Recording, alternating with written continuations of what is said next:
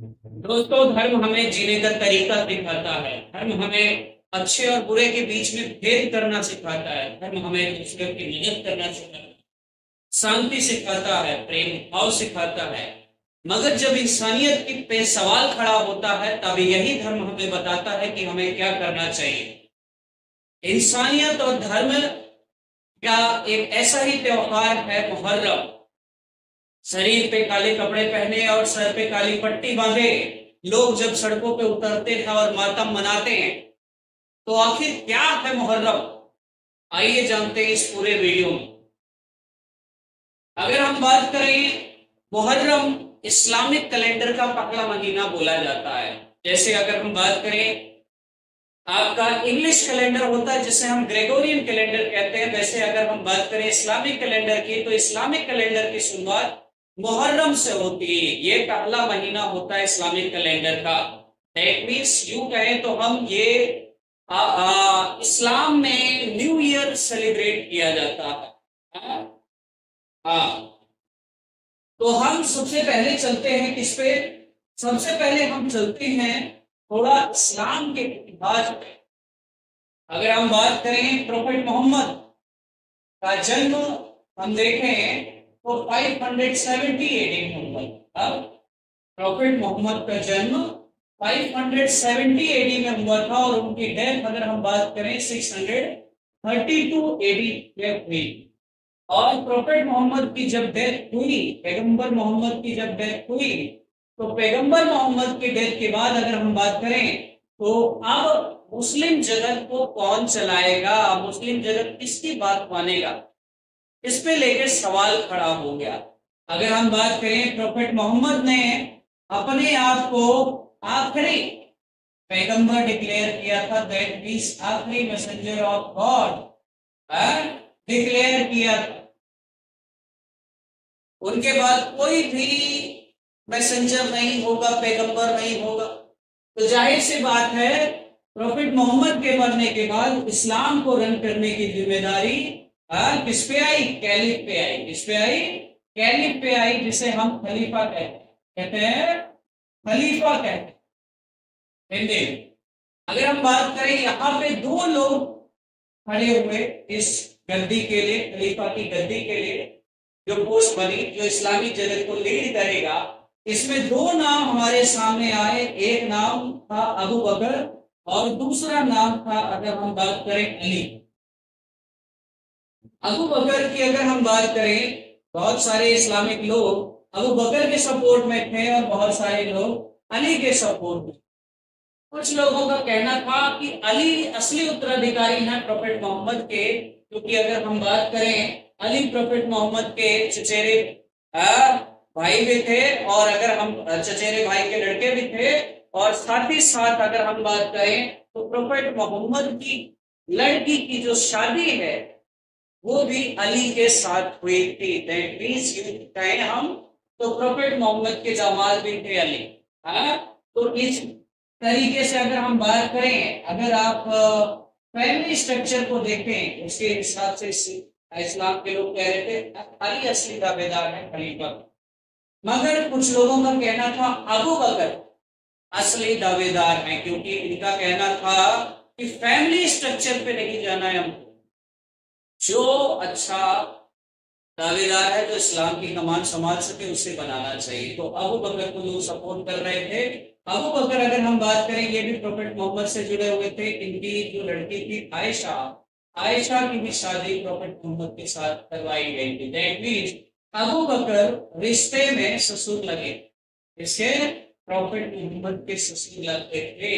Prophet Mohammad की कुल मिला के 13 बीवियां थी, जिसमें से तीसरी बीवी थी आयशा। आयशा अबू बकर की लड़की थी। तो अगर हम बात करें तो यहाँ पे अबू बकर के जो फॉलोअर्स थे उन्हें सुन्नी मुस्लिम्स बोला गया। क्या बोला गया? सुन्नी मुस्लिम्स बोला गया। और अगर हम बात करें अली के जो सपोर्टर्स हुए, शिया मुस्लिम बोला गया, शिया मुस्लिम बोला गया। यहाँ पे इस्लाम दो सेक्स में डिवाइड हो गया। आज की डेट में इस्लाम में बहुत सारे सेक्स हैं, मगर अगर हम बात करें, दो प्रोमिनेंट सेक्स जो है वो एक सुन्नी है और एक शिया।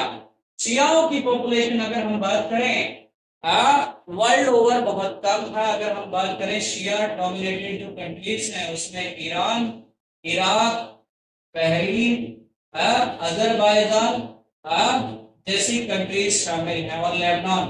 ठीक है, इन कंट्रीज में अगर हम बात करें अच्छी काफी शिया पॉपुलेशन देखी जाती है, मगर रेस्ट ऑफ द कंट्री में अगर हम बात करें सुन्नी डोमिनेटेड एरियाज। ठीक है, अब देखिए, अब जो अली के सपोर्टर्स, अली के सपोर्टर्स थे, इन्हें क्या बोला गया? इन्हें शिया बोला गया। अब अगर हम बात करें तो अली के दो लड़के, अली के दो लड़के में अगर हम बात करें, एक का नाम इमाम हसन, क्या नाम था? एक का नाम इमाम हसन था और दूसरे का नाम इमाम हुसैन। अब दूसरे का नाम इमाम हुसैन। हालांकि यहाँ पे देखना बड़ा दिलचस्प है कि जो शिया मुस्लिम सुन्नी मुस्लिम है वो शिया को नहीं मानते, मगर अगर हम बात करें बाद में चल के कि पहले खलीफा अबू बकर हुए और अबू बकर के बाद अगर हम बात करें, अबू बकर के बाद उमर, उमर के बाद अगर हम बात करें उस्मान, और चौथे नंबर पे सुन्नी सेक्ट में जो खलीफा हुआ उसमें नाम अली का ही था। अली आगे चल के जो शिया सेक्ट के थे वो सुन्नी सेक्ट के ही चौथे खलीफा बने। ठीक है, तो सुन्नी मुसलमान भी अली को मानते हैं। इसको मानते हैं, अली को मानते हैं कि चौथे खलीफा बने। और ये जो खलीफा बनने का सिलसिला हुआ, इन्हें राशिदुल कैलिफेट बोला गया। अब बोला गया इन्हें राशिदुल कैलिफेट बोला गया। क्या बोला गया? कैलिफेट्स बोला गया, राशिदुल खलीफा बोला गया। मगर अगर हम बात करें अली के बाद, यहाँ पे प्रॉब्लम क्रिएट होने लगे, क्योंकि यहाँ पे अली जब चौथे कैलिफेट बने तो वह यहाँ पे सीरिया का जो गवर्नर था उसका नाम था मुवैया। क्या नाम था? सीरिया का जो गवर्नर था उसका नाम था मुवैया। मुवैया अगर हम बात करें तो अली के बाद इमाम हसन को खलीफा बनना था, मगर इमाम हसन के खलीफा बनने पे उसने ऐतराज जताया और फाइनली जाके उसने इमाम हसन की हत्या कर दी। इसकी हत्या कर दी, इमाम हसन की हत्या कर दी। किसने? मुवैया ने, सीरिया के गवर्नर ने। और यहाँ पे अगर हम बात करें, इसने अपने आप को खलीफा डिक्लेयर कर लिया। मतलब अली के बाद अबू बकर, उमर, उस्मान और अली के बाद जो पांचवा खलीफा बना उसका नाम था मुवैया। क्या नाम था? उसका नाम था मुवैया, जो सीरिया का गवर्नर था। तो यहाँ से अलग खलीफा की शुरुआत हुई, जिसे अगर हम बात करें उमायद, क्या उमायद कैलिफेट बोला जाता है। अभी तक जो चार खलीफा हुए उन्हें राशिदुल कैलिफेट बोला जाता है। यहाँ से उमायद खलीफा की शुरुआत हुई, जिसमें मुवैया पहले उमायद खलीफा बने। और इसके बाद अगर हम बात करें 680 एडी का समय आता है। इसके बाद अगर हम बात करें तो 680 एडी का समय आता है।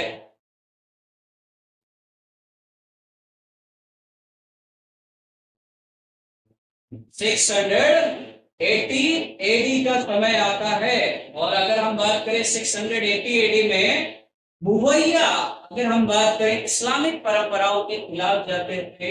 यजीद, अपने लड़के यजीद को अगर हम बात करें तो अगला खलीफा घोषित कर देता है। यहीं से कंट्रोवर्सी खड़ी होती है। अगर हम बात करें, यजीद एक बहुत ही ज्यादा क्रूर शासक था। उसने क्रूरता की सारी हदें पार की हुई थी। उसके बावजूद मुवैया का, क्योंकि वो लड़का था, इसलिए मुवैया ने यजीद को उमायद खलीफे का अगला खलीफा डिक्लेयर कर दिया। अगर हम बात करें, यजीद की सपोर्ट में ज्यादा लोग नहीं थे। अगर हम बात करें तो यजीद इसीलिए चाहता था कि इमाम हुसैन उनकी बात मान लें और इमाम हुसैन उनको खलीफा के तौर पे एक्सेप्ट कर लें। अगर इमाम हुसैन उनको खलीफा के तौर पे एक्सेप्ट कर लेते हैं तो बाकी सारे लोग भी एक्सेप्ट कर लेंगे, क्योंकि इमाम हुसैन किसके लड़के थे? अली के लड़के थे। और अली किसके भतीजे थे? अगर हम बात करें तो अली प्रोफेट मोहम्मद के भतीजे थे। तो जाहिर सी बात है, अगर हम बात करें इमाम हुसैन प्रॉफिट मोहम्मद के नाना लगे, क्या लगे, नाना लगे, तो रिश्तेदारी के हिसाब से तो इमाम हुसैन अगर आगे एक्सेप्ट कर लेते हैं तो फिर यजीद को अपनी रूल करने के को वैलिड डिक्लेयर माना जाना लगेगा। मगर अगर हम बात करें यहाँ पे इमाम हुसैन ने यजीद को एक्सेप्ट करने से मना कर दिया खलीफा, यजीद गुस्सा गया। अगर हम बात करें तो यहाँ पे 2 मुहर्रम की बात थी। 2 मुहर्रम का मतलब है उस समय जो इस्लामिक कैलेंडर मुहर्रम का महीना चल रहा था, पहला दिन दूसरा दिन, तो उसे 2 मुहर्रम बोला गया। 2 मुहर्रम को अगर हम बात करें तो यजीद की सेना ने हुसैन के पास खबर पहुंचवाई कि उनको ये एक्सेप्ट करना, हुसैन ने मना कर दिया। और उसके बाद अगर हम बात करें हुसैन मक्का की तरफ निकल गए। यजीद की सेना रवाना हुई मक्का के लिए। हुसैन जानते थे कि खून खराबा होगा मक्का में, इसीलिए हुसैन मक्का छोड़ के अगर हम बात करें इराक के एक शहर करबला चले आए। इराक के एक शहर करबला चले आए। और यहीं पे पूरी संघर्ष शुरू होता है जिसे बैटल ऑफ करबला बोला गया। क्या बोला गया? बैटल ऑफ करबला बोला गया। करबला में कुछ लोगों ने, अगर हम बात करें, इनवाइट किया था हुसैन को चिट्ठी लिख के, मगर अगर हम बात करें जैसे ही हुसैन अपने 72 लोगों के साथ, कितने लोगों के साथ? अपने 72 लोगों के साथ वहां पे पहुंचे तो उनके इस्तकबाल के लिए कोई वहां पे खड़ा नहीं था। यजीद की सेना के डर से सभी लोग अंदर हो गए। अब 72 सैनिकों के साथ अगर हम बात करें, यजीद की सेना इराक के करबले में तांडव बचाने को तैयार थी। यजीद की सेना ने हुसैन को चारों तरफ से घेर लिया। यजीद की सेना ने हुसैन को चारों तरफ से घेर लिया। अब हुसैन और हुसैन के साथ अगर हम बात करें, हुसैन के साथ उनके 72 सिपाही, कितने? 72 लोग, सोल्जर्स। सोल्जर्स नहीं, क्यों कहे लोग। अगर हम बात करें तो यहाँ पे हुसैन ने एक टेंट बनाया और उस टेंट के अंदर दिया जलाई। 9 मुहर्रम की ये रात थी और यहाँ पे हुसैन ने अपने 72 फॉलोवर से कहा कि जो लोग मेरा साथ छोड़ के जाना चाहें वो जा सकते हैं। यजीद की दुश्मनी मेरे से है, तो अगर जो लोग छोड़ के जाना चाहें वो जाएंगे तो यजीद उनको कुछ नहीं करेगा और मैं भी किसी में ऑब्जेक्शन नहीं क्रिएट करूंगा। तो उन्होंने कहा जब तक ये बत्ती मैं बुझा दे रहा हूं, जिसको जाना है जाए, और बत्ती जलते ही मैं देखूंगा, जिसको जाना होगा चला जाएगा। मगर उन्होंने बत्ती बुझाई और जैसे ही जलाई तो देखे 72 के 72 लोग उनके साथ खड़े थे लड़ने के लिए। फिर उसके बाद अगर हम बात करें, एक तरफ यजीद की पूरी सेना थी, लगभग 1 लाख की सेना यजीद की। अगर हम बात करें करबला को घेरे हुए थे और 72 लोग टेंट में थे। और उसके बाद यजीद की सेना ने जो तीरों की बरसात की, उसके साथ 72 के 72 सिपह सलाहदार अगर हम बात करें हुसैन के मारे हैं। मगर यहाँ पे यजीद की सेना ने क्रूरता की सारी हदें पार कर। अगर हम बात करें तो उस समय इस्लामिक वॉर की कुछ रूल्स हुआ करते थे। रूल्स क्या बोलते थे? रूल्स ये बोलते थे कि हम बच्चों और महिलाओं पे अटैक नहीं करेंगे, ये इस्लामिक परंपरा बोलते थे। दूसरी बात, हम निहत्थे पे वॉर नहीं करेंगे।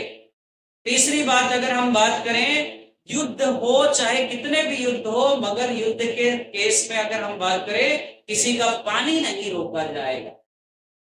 यहाँ पे अगर हम बात करें, हुसैन के यहाँ एक 6 महीने का बच्चा था जिसका नाम था अली असगर। क्या नाम था? जिसका नाम था अली असगर। वो बच्चा प्यास से एकदम तड़प रहा था, तो हुसैन उस बच्चे को सेना के सामने लेके गया और उसने कहा तुम्हारी दुश्मनी मेरे से है, कम से कम इस बच्चे को तो बख्श दो। तब जाके अगर हम बात करें, यजीद की सेना मुंह छुपा के रोने को तैयार थी, मगर अगर हम बात करें यजीद के डर से वो ये नहीं कर पा रहे। तभी यजीद की सेना में खड़े एक सेनापति ने 3 नोक वाला एक तीर सीधे अली असगर की गर्दन में उतार दिया, जिसकी वजह से अली असगर की मौत हो गई। और इसके बाद हुसैन अगर हम बात करें तो अपनी तलवार जुल्फिकार लेके यजीद की सेना के सामने भिड़ गए और एक के बाद एक चली तीर में अगर हम बात करें तो ये था हुसैन पूरी तरीके से हुसैन पूरी तरीके से अगर हम बात करें मारे गए और यहाँ पे इन्होंने अपनी शहादत दी। तो हुसैन के साथ 72 फॉलोवर्स मारे गए, हुसैन के लड़के अली असगर मारे गए और अली असगर के साथ अगर हम बात करें तो हुसैन के और भी बहुत सारे रिलेटिव्स थे जो इस जंग में मारे गए। तो अगर हम बात करें 680 एडी 10 मुहर्रम की ये तारीख थी, इसलिए शिया कम्युनिटी के लोग, शिया मुस्लिम्स अगर हम बात करें जितने भी हैं दुनिया भर में, 10 मुहर्रम के दिन क्या करते हैं, मौनी करते हैं, रोना गाना करते हैं, उस चीज को याद करते हैं। उनका कहना है कि हुसैन क्या जो बलिदान था वो हमारे बलिदान के सामने कुछ भी नहीं है। और लोग अपने आप को प्रताड़ित करते हैं, लोग अपने आप को प्रताड़ित करते हैं और साथ ही अगर हम बात करें नारे लगाते हैं या अली या हुसैन, या हसन हुसैन, ठीक है, या अली या हुसैन के नारे आमतौर पे आप देखते होंगे। ये था आपका मुहर्रम का इतिहास कि मुहर्रम आके क्यों सेलिब्रेट किया जाता है। मगर इसमें एक चीज और देखने लायक है, अगर आप देखेंगे कि मुहर्रम के समय ताजिया निकाला जाता है, ये वो इस तरीके से ताजिया, दैट मींस ये जो आपका बना हुआ है ये मॉन्यूमेंट, इसे हम ताजिया कहते हैं। क्या कहते हैं, इसे हम ताजिया कहते हैं। तो ये ताजिया क्यों निकाला है, तो ताजिया की भी हिस्ट्री थोड़ा सुन लीजिए। अगर हम बात करें भारत में 1398 में एक इस्लामिक शासक ने इन्वेड किया जिसका नाम था तैमूर लंग। तैमूर लंग अगर हम बात करें हुसैन को काफी माना करता था, तो इसी वजह से वो करबला विजिट किया करता था, उनकी मजार पे जाया करता था। मगर एक बार अगर हम बात करें तैमूर लंग की तबीयत काफी खराब थी, वो जा नहीं पाया। तो तैमूर लंग के जो सेनापति थे उसने क्या लोगों से कहा कि जो अगर हम बात करें करबला जाके और हूबहू उसकी तरह एक ताजिया बना के ले आएगा, जहां पे हुसैन को दफनाया गया था, तो उसको अवार्ड किया जाएगा। फिर वो ताजिया लाया गया, तैमूर लंग ने उसके दर्शन किए और उसके बाद से ही भारत में अगर हम बात करें ताजिया निकालने का कारवां शुरू हो गया। तो ये अगर हम बात करें ताजिया निकाला जाता है, जैसे हुसैन की कब्र है वहां पे जो इस तरीके का मस्जिद बना हुआ है उसी सेम पैटर्न में इसको बनाया जाता है।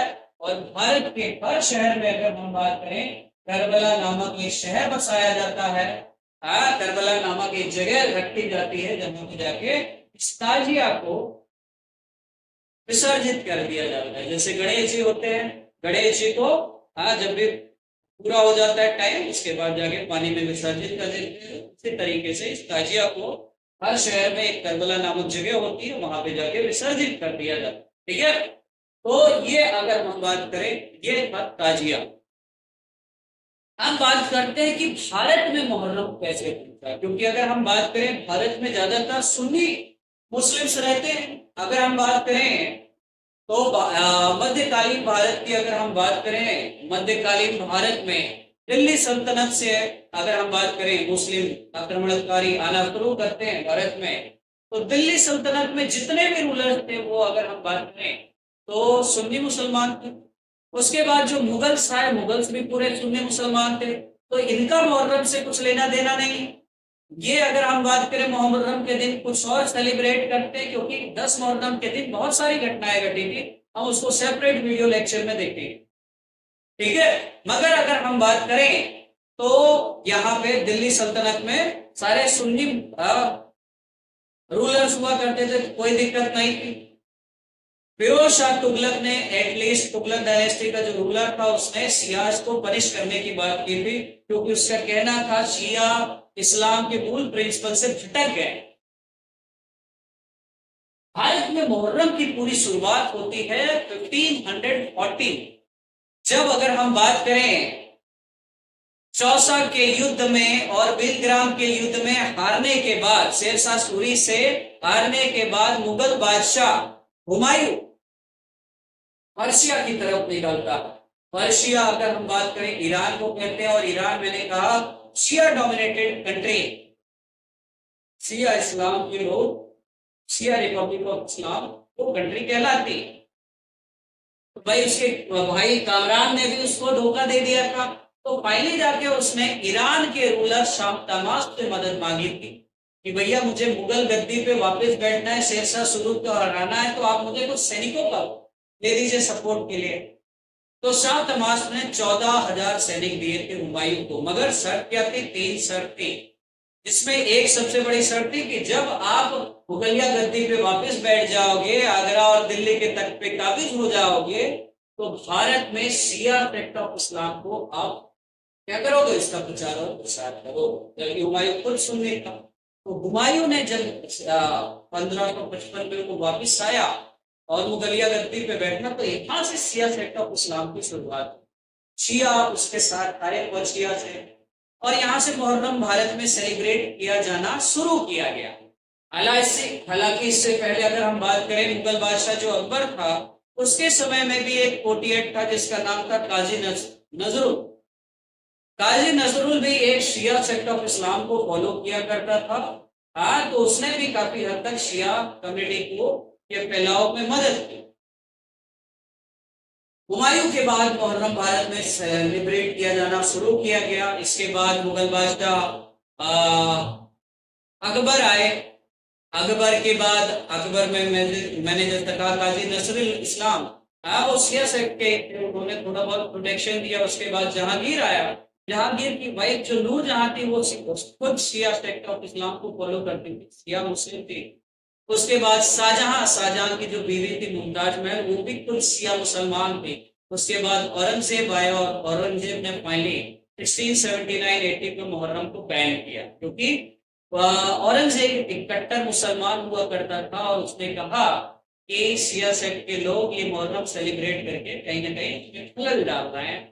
और इसके बाद अगर हम बात करें तो जब मॉडर्न एज में हम देखेंगे तो अवध के नवाबों ने ये शिया सेक्ट ऑफ इस्लाम को फॉलो करते थे, इन्होंने पैट्रोनेज प्रोवाइड की और मुहर्रम सेलिब्रेट किया जाना शुरू किया। तो भारत में ये था पूरा मुहर्रम का इतिहास। ठीक है, तो हमने मुहर्रम का भी इतिहास देखा, ताजिया क्यों निकालते हैं, भारत में मुहर्रम का क्या इतिहास रहा है। ठीक है, उम्मीद है सारी चीजें आपको क्लियर हो गई होगी। मुहर्रम शुरू हो चुका है। पाक महीना इस्लामिक कैलेंडर के हिसाब से पहला महीना है। और इसके 10वें दिन 10 मुहर्रम को अगर हम बात करें, ताजिया निकाला जाएगा और लोगों को आप सड़कों पे देख सकते हैं जो अपने आप को प्रोसिक्यूट कर। ठीक है, चलिए आज की वीडियो को यही समाप्त करते हैं। उम्मीद है आपको ये वीडियो पसंद आया होगा, और पसंद आया है तो इसे लाइक, शेयर एंड सब्सक्राइब करना ना भूलें। Thank you very much and जय हिंद।